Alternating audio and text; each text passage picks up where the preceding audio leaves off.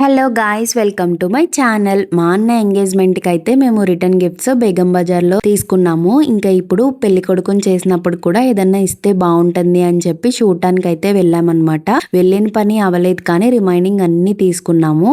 ఈ ప్లేస్ ఎప్పుడు వెళ్ళినా సరే ఇంతే రష్ గా ఉంటుంది. ఫస్ట్ అయితే స్పెక్స్ చూసాము, హల్దీకి అందరూ పెట్టుకుంటే బాగుంటుంది అని చెప్పి ఇంకా బల్క్ లో అయితే తీసేసుకున్నాము. మేము కూడా ట్రైల్ వేసాము. ఇంకా అవి తీసేసుకుని ఇంకా వేరే షాప్ కి అయితే వచ్చి గిఫ్ట్స్ చూసాము. బట్ మా అమ్మకైతే అసలు ఏమీ నచ్చలేదు అన్నారు. ఇంకా అక్కడ నుంచి మా పక్కన ఆంటీ వాళ్ళు అగారోమెక్ సనత్ నగర్ లో ఉన్న స్టీల్ ఫ్యాక్టరీ సజెస్ట్ చేశారంట గిఫ్ట్స్ కి. ఇంకా మళ్ళీ అక్కడ నుంచి స్టార్ట్ అయ్యాము. 12 కిలోమీటర్స్ అరౌండ్ అలా చూపించింది. 1 hour లో అలా వెళ్ళిపోయాం అనమాట.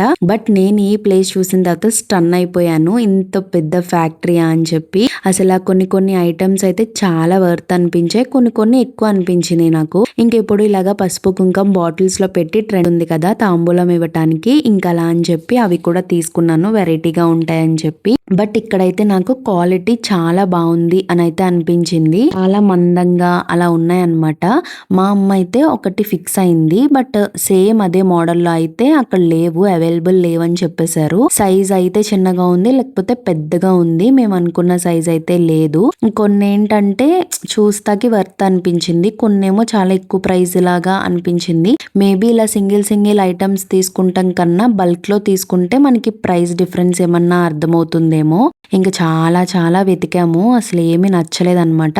అంటే ఏమీ సెట్ కాలేదు, మాకు నచ్చలేదు ఇన్ ద సెన్స్. ఇంకా అక్కడ స్టీల్ ఒకటే కాదు, ప్లాస్టిక్ ఉన్నాయి, గ్లాస్ ఐటమ్స్, పూజ ఐటమ్స్ అలాంటి చాలా ఉన్నాయి. 3 floors ఉన్నాయి. పక్కనే సేమ్ ఇలాంటిది ఇంకొకటి ప్లాస్టిక్ వి అలా ఉన్నాయి అనమాట. మొత్తం అంతా తిరిగేసాము, అన్ని చూపించాను. మా అమ్మకి ఎంతో సాటిస్ఫాక్షన్ అయితే లేదనమాట.